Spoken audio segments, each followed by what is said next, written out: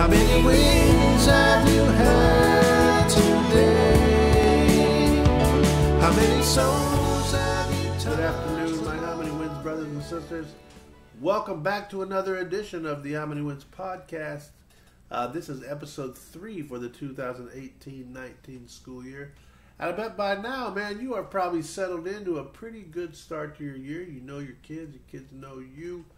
Staff is on a roll, and I'm hoping that you've still got that strong, positive energy moving forward. And the only way you're going to create that is by celebrating those victories every single day. We've been talking to you. This is my good friend, Dr. Alan Harris, from Foothill Elementary School in the beautiful town of Prather, California. Prather, California is probably a place where all of you have either been to or trying to get to. Well, I'm sure. It seems like just moments ago it was August, Mr. Eben, and already the school year is rolling and flowing, and I'm sure many people in California have been fast through the town of Prather. I have a theory about education. I call it dog years, where like every year is like 7 years. So you've already been through in like a 30, you've already had like a couple of years now, and you still look pretty good, man. Right, yeah, I feel good about it. Yeah, you're off to a good start. A very good start. Things are rolling right along up there on the mountain, as we say. Well, what they have in Prather, every town. I used to work in the Visitors Bureau for Fresno, California. In fact, I was the CEO of the Visitors Bureau. How about that? And you haven't lived until you sell Fresno as a tourist destination. Fresno is one of the few places that sells itself as a tourist destination, as a place to stay when you're going to another destination. I was the CEO of the Fresno tourist destination, the what was it called? Fresno Visitor and Tourism Bureau. And so we sold Fresno as a visitor's destination. And our whole idea was if you come to Fresno, you're close to other places that are really cool.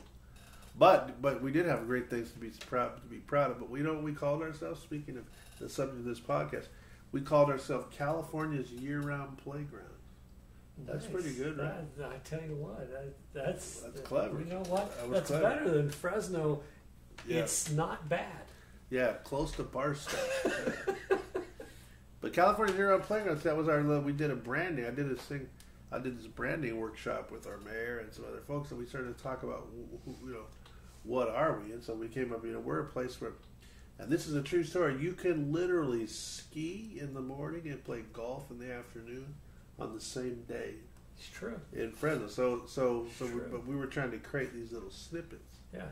That we could brand ourselves with and create. And that's sort of the conversation today. You're a few months into this conversation of how many wins have you had today at your school, I hope. And I hope it's a daily conversation. And like I said, we talked before about creating the mindset and having a plan and kind of people stepping up and taking ownership and being a part of telling this new story about your school. But one of the things you do when you change the narrative and you tell a different story, and we're telling the How Many Wins story now of your community, you want people to remember it. So you have to create words, and you have to create phrases that people can take with them and remember. Because, like I said, the word branding comes to mind because one thing about branding is just trying to create something memorable about what you're doing. And so, How Many Wins is its own brand. I mean, I use How Many Wins as my business brand because that's the story. That's what I want people. When I speak, I want people to remember how many wins have you had today after they left. But that wasn't my brand when I was a principal of the school. We used the How Many Wins philosophy, but I didn't. How Many Wins was not what I called my school. So I want to go back though. So to start this conversation, I want to remind you of because I'll always remind you of my coach that I talk so much about. He studied at a place called the Pacific Institute. It was run by famous football coaches.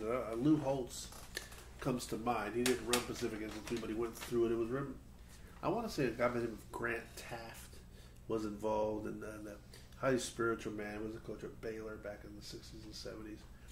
But they had this institute, and the institute was centered around the concept of positive attitudes, positive thinking, and more importantly, positive language.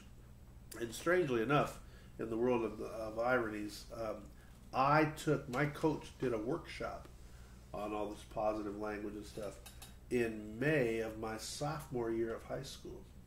And I went to it. I was one of about 15 kids that was invited to it.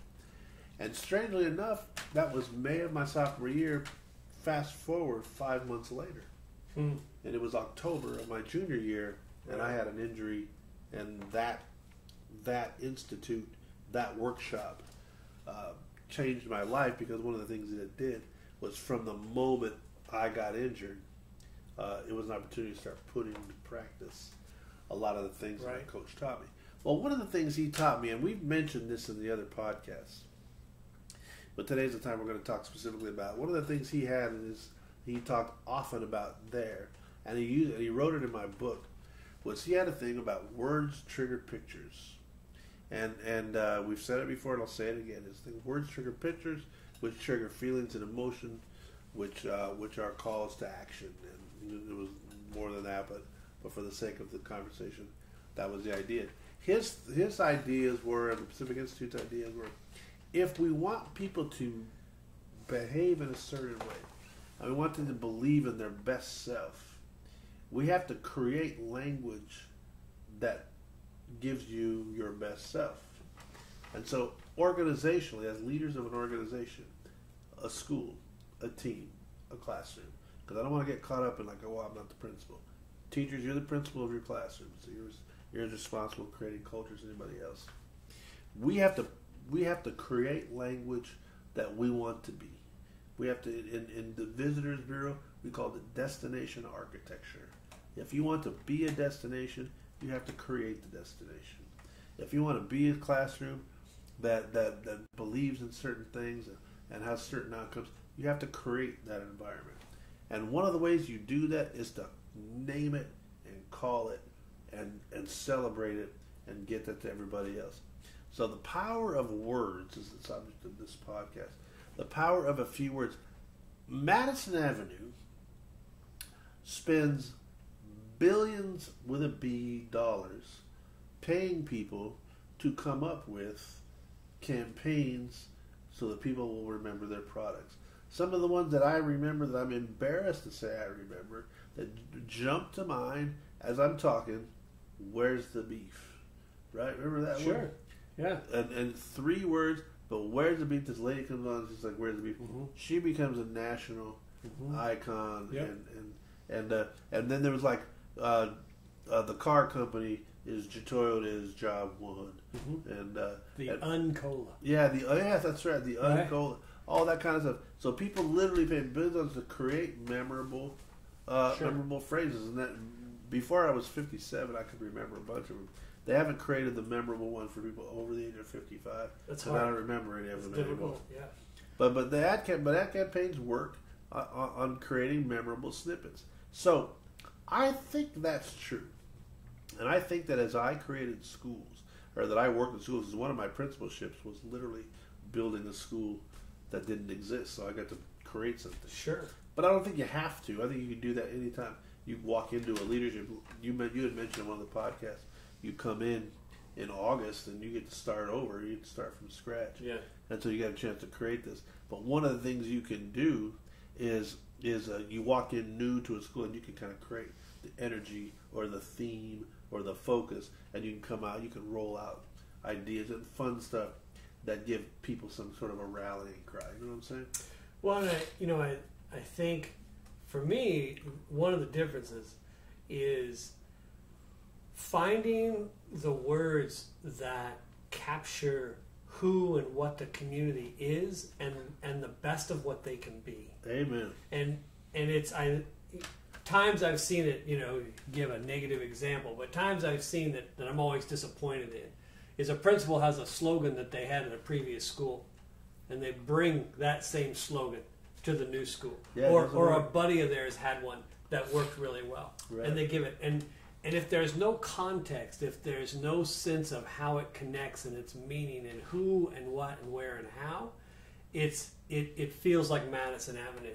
As opposed to feeling like, oh my gosh, they found the words that taps into who we are. Right. Well, and you said something really important. Not just who we are, but who we want to be. Exactly. And I remember taking over a school, and when I built the school, it was a little easier because you got to be able to say what do we want to be. And we're going to get back to that in a minute. But I took over a school that was really struggling, and they had a motto, and I thought it was fascinating. Their motto was, "It's about the kids." Which is good. Like, it's about the kids. Sure. In a fabulous irony, I asked the kids about it. Yeah. They never heard it. Right. Right. So I think that's kind of odd where if it's about the kids and kids don't know And the kids don't know about it. Then one of them, they don't never heard the motto. It might not and be. two, maybe it's not about Might not be the about kids. the kids. Or we put kids first, only it's number 5 on the list. Right. You know? Right. So we don't put them first, we put them 5th. So it's just little things that kind of hurt the message. But I think that's important with young teachers. So when I interview young teachers and I talk about one of the questions I'll always ask them is, "Tell me your philosophy." And sometimes they're like, "Whoa, they weren't expecting it." They all wrote it in education, but they were paying attention to it. Right. So but that's only part 1 of the question. They spew their philosophy out and try to stammer through it. But the other part about part 2 is, what does that look like in your classroom? Because one of the things they say, "Oh, I love kids," blah, blah, blah. And then you go over their classroom and they're screaming and hollering. Right. You don't even live what you say, you know. Right. So the power of words is, words are powerful for a lot of reasons. One is they can really create an environment that they can also destroy the environment if you're not willing to be who you say you are. Right. Absolutely. So one of the things, so here's what I came up with. To start this conversation, I really, and I probably don't even want to, I don't even know if I used my coach's influence on this, even though when I look back, it was tied to that. But when I opened my new high school, I had this really challenging dilemma. I knew that I wanted it to be different. I knew I wanted it to be unique. And which is probably the more, just the unique, like it had to be something that you could only get there, you know. Like all of our schools where I built it in Clovis were successful. It wasn't about being successful because I knew we could be successful. And it wasn't about even being like good or great or whatever it was, because we had a great system of education. I knew we would be fine. But I wanted it to be something that really stood on its own. And so I went to the idea of motto. Like, well, we could maybe have a really cool motto. But I looked around at all the mottos, and they were real generic, and people had them, you know. Yeah. One of the high schools was the School of Champions, and they believed it, and it worked. Sure. One of the schools was the School of Olympic Spirit. They believed it. It worked. So all that stuff exists. But I thought about, if I could take a few words and create a culture based on it, what would I want it to be? And the way I finally came up with what the answer was, I asked myself a question. It took me a while to get here, but I asked myself a question. What did I learn in my life that I want to give to somebody else? Right. And I came up with 3 words, and I think when I die, they'll probably be someone will probably put them on my headstone. What do you how many wins? But these 3 words would be what my organizational leadership mantra was, and they were very simple: feel the love. Feel the love. And I told people I want to build a school that just says feel the love. And so feel the love became this mantra that we built the school on. Now I didn't take it to the next school because it was this one. Right. But I built an entire school on a philosophy of feel the love. And it was one of those things that's what I wanted the school to be. Yeah. So the first thing I did was name it, call it out. Mm-hmm. And it kind of became the one thing everybody knew. Right. So anyway, so when I talk about the power of words, sloganing, branding is what I'm talking about. I don't know if you've had some experience with that too.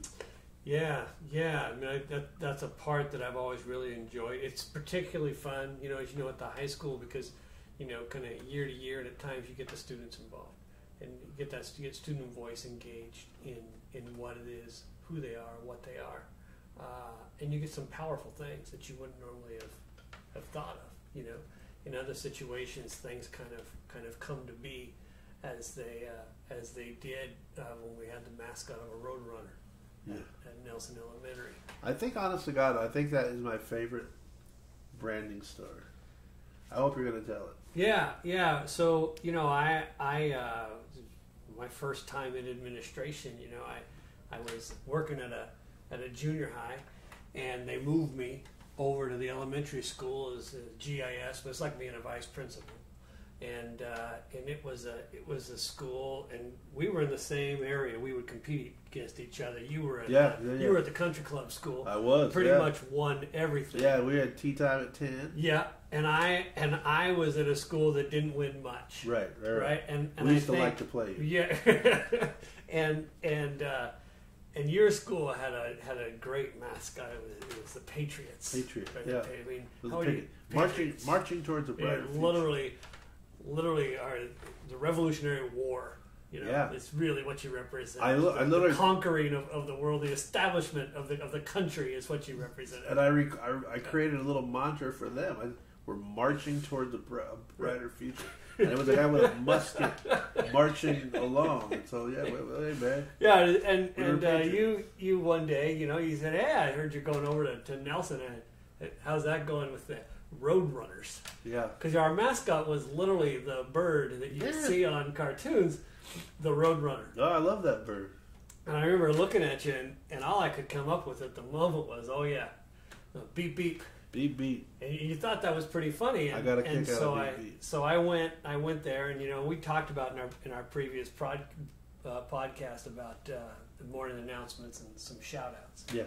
And so when you go with what you're good at, right? And I was an activities director, so I started doing the morning announcements, play a little music, and I would end them every day with "Go Nelson, beep beep."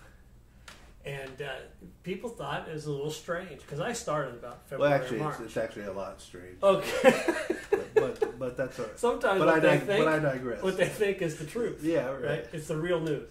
Yeah. So as we went into summer, it started to catch on a little bit. But also that school was a school that was looking to find kind of who we are, and they knew it was just really interesting because it had this population that had some parents and their kids. Some of the most affluent people in all of Fresno. True story. Right? Out on the bluff, looking over the one river that we have and looking out into the mountains. And the other half of the school is from this tiny community called Pinedale Elementary. Yes. Some of the most impoverished area in the entire area in a 2 square mile area. That kind of made up the school. And it struggled with kind of who and what it was. And so Beep Beep was kind of catching on. And that summer, as I was talking with people about it, and they kept saying, hey, we're kind of liking that Beep Beep. And so when we got back, I started doing the morning announcements again. But this time, I took Beep Beep, and I would end the announcements, and I said, and remember, the B is for best school anywhere. The E is for excellence. The other E is exemplary. And the P is for perseverance. And we always say it twice, just in case you didn't hear it the first time. Go Nelson. That's beep, hilarious. Beep. And we did it every day. And I'll never forget, one day the assistant superintendent came by the school in the morning. And he said, I started walking up on campus, and all I could hear was about 600 kids screaming, B is for best school anywhere. E is exemplary. The other E is extraordinary. And the P is for perseverance. We always say it twice. And they scream, beep, beep. He said, I think beep, beep's caught on. Oh, my goodness. And beep, beep became the mantra of that school that became much more than me. It became really their identity about we are a place that is unique. And we're really proud of it. And so here's my take on that experience. Having gone there as a visitor, and as going to play sports against them, that I was, and I'll say this lovingly because the people over there were nice folks, but they had this sort of kind of whiny persona, that everything wasn't fair and everybody cheated and kind of a poor me thing.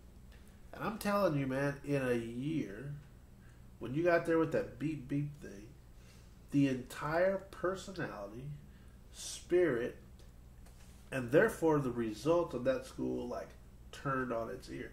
You could feel it, you could see it. Kids have beep beep T-shirts, beep beep this. They will walk around. You go to games and you hear beep beep everywhere. I thought I was in a Warner Brothers cartoon, man. It was everywhere, and they meant it, and it was prideful, and they were so into it. And that's the magic of it was, it meant something to them. It did. And that's the thing, it does. It did. So so you think it's elementary school and blah blah blah. True story. However, right, when I was at Clovis East at the high school, and I built this Field of Love High School, our 15 to 18-year-old kids, I used to say to people all the time, I don't think our kids are going to understand it until they're like 25. They're going to wake up one day and they might have a child of their own, and they're going to go, oh, I see. Because I was trying to teach a message about love and tolerance and accepting each other and being a community that took care of each other. I was wrong. They understood it. They got it completely. Yeah. And when I left, and the people came to try and change it, just because it was difficult for other people to say. Right. Our kids are like, oh, absolutely not. This is who we are. This is what we represent. Right. And so the phrase I've actually become to use now is remember who you are, what you represent, because you have to be about something. And sometimes, flagging these little sayings or having these little things that do that are a great way to sell it. And the bottom line is, again, I'm surprised at this. This was not what I had originally thought. It means something to kids. Well, you and I talked earlier. You and I, had talked before about over the summer. I went to this positive discipline thing, David J. Nelson and the Adlerian theory, and that theory is the idea that, as Adler wrote about, is we want as humans to feel capable and significant and to be a part of something, and that really resonated for me on this conversation. Is the idea that it isn't just words; it's words that symbolize the significance and the belonging, and they tap into I'm a part of something. And a little young lady in second grade, when she knows those words and has heard them each day, becomes a part of it. It becomes I do matter because I know this. This is a part of where I belong and who it is that I am. And as those high school students in those very critical years of knowing who and what they are and what they're about, words and slogans, it helps them form how you create community. Pride is a beautiful thing, man. Yeah.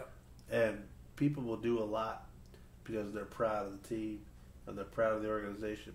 And sometimes, as silly as it may sound, when you give them something to stand on and say together and wear it on a sleeve, or give us or something to repeat to others, it tells the story, and it's the opportunity to communicate a story or a truth about an organization, and it's a truth that we kind of created intentionally, and it's a beautiful reflects thing. Their values, right? I mean, it's reflected, like the Field of Love is reflective of the value of love and kindness and community. Yeah. It's words that bring people together. If I tell the story, if I tell my story, and I can go to audiences, and many of you have heard me, and I can tell that story, Field of Love makes a lot of sense. And people go, I mean, every audience I've ever spoken to, oh yeah, we get it. But when I go to work every day, I don't have time to sit there and do a motivational speech every day. So Field of Love becomes this sort of whoa. But over time, it's a value. You try and teach it as a value-driven phrase, and hopefully people learn to get it because they see it. They see it in action because basically it was meant to be about love and about hope and things like that. So it becomes this way to speak for me that when I don't have an hour to go through my story. Right. But again, like I'd love to be able to sit down and explain everything. But sometimes things have to stand on their own, Right. And these are opportunities to tell your story and let it stand on its own. So and the other thing about it too is, I think what you did with Beep Beep, what I did with Feel the Love, and good leaders do. The reason I think it catches on, I don't know if this is true or not. This is my theory. Is because it's important to us. If it's important to me, it's important to you as the leader people are following, it'll become important to them because we talk about it more. We talk about it every day. We do stuff, and then people want to be a part of. They want to follow the leader that they like, Yeah, and children in particular, all adults, the teachers I think are more sensitive as well. But they know if you're real or not. Right. They know. They know if you're. They know if you're. They know if you have a bumper sticker, or if you're speaking from the heart. And I think when you're speaking from the heart, and they know that it embodies you, and their eyes are watching you all the time, and if you're walking around saying "feel the love" and screaming at somebody, it isn't gonna matter. They'll call you out too. Right, man. Right. But if you're living it and they see it, it shifts to being inside of them. Yeah. And once people start believing it themselves and living it, then it's got life its own. I hear from kids all the time now. Social media has been a great evaluation, because I hear from my kids now. When I was at that Closey's, they're 31, 32 years old. Yeah. And I hear from them all the time, like national tragedies will hit, or things will happen, and I'll see the networks and they're writing. When we were in high school, we had this phrase, and they live it and they believed it. Right. It just hammers home this idea that kids need something to hang on. And words are one thing. So teachers do too. Yeah, no, it's a true story. True story. Yeah. Anyway, so that's going to wrap it up for this edition. So we're moving along, man, and we're taking this idea of how many wins and this culture building of how many wins, and we're trying to make it. We're turning it from a thought to a language, and to actions and behaviors, and we're going to move through the course of a school year and get you to a point where it becomes sort of this systemic thing that will make your community not only be able to live in a how many wins life, but be able to do it all the time, whether you're there or not, because it will teach people how to be how to do it on their own. So that's what we're looking for, and like I said, we encourage you to take what we say and try it and give it a shot, and hopefully by the end of the day, man, your folks are going to be going home and looking themselves in the mirror and asking themselves, how many wins have you had today? Because when they do that, they're going to come back, and we need you to keep coming back, man, because the kids in this country need you. So we appreciate you being a part of it and being a part with and spending time with us. And we'll see you next time. See you.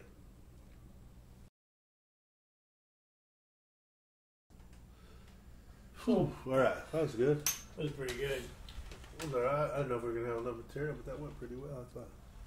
Well, I figured if it went too bad, we'd just start talking about maybe some of the worst slogans. Yeah. Oh, my Lord. I'm trying to remember if that was it. I find it just went really, really bad. I remember one time I asked, we were talking to kids about the first school, and so we were trying to name the school, actually. It wasn't even about a motto. It was about naming the school. And two names came up. And in fact, the first name of our school was going to be Clovis Colony High School. And they made it as Clovis Colony. And the kids that were just freshmen coming in, and we hadn't started yet, they were like, we don't want to be Clovis Colony. But the way to check it was, they were like, we don't want teams to yell in the rooting section, make fun of us and call us like the nudist colony or the colony. So whatever slogan or word you have to be careful of what you say. You don't be made fun of. The other one was they wanted to be. We're trying to think of what would be the school name, and there was a big tree out there, and so they wanted to be called Shady High School. And I said, could you imagine what the Shady High Timberwolves would look like on a sign? Shady High wins football championship. Yeah, or just the SHT. That would not go over really well. At Foothill, it opened as a middle school. So Foothill was Foothill Middle School in '94 when they opened it. But before it was Foothill Middle School, they had it all set to be named Prather Middle School, which would have been fine, except the acronym would have been PMS. Oh, snap. So they switched over. Yeah, never did anything that'll come back to you as a drugstore shopping trip. So what's the worst slogan you've ever had? I don't know that was the worst, but the one that just got the most harassment was when we did Feel the Family at Clovis West. And that shirt, it's one, like the kids came up with it because, it was back to 76 and the whole opening of the school and when they did We Are Family. Feel the Family. And and I remember that shirt came and my secretary picked it up and held it right in front of her with this big Feel the Family. And it was that was the moment it hit me that this could go badly. Yeah. I had 1,000 shirts. Be aware of innuendo.